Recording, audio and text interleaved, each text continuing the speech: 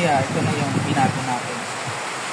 Pinabaan natin yung bias nitong isa. Kung itong isa, ganun pa rin.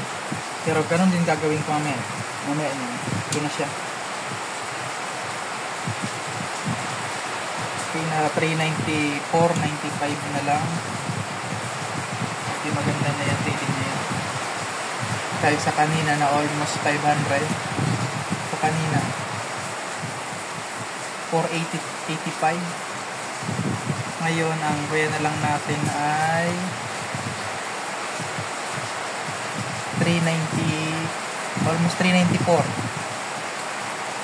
Then ito rin napansin ko dyan, kailangan din natin palitan to.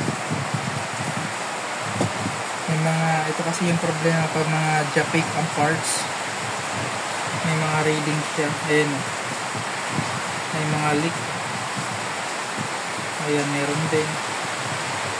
Kita dito. Ayan, may konting reading. Ito, sira na to.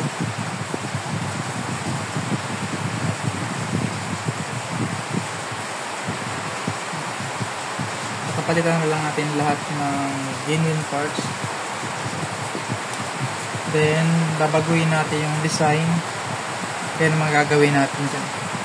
Although pag nilagyan natin siya ng output, gagana na yan, pero ayusin pa natin. Okay.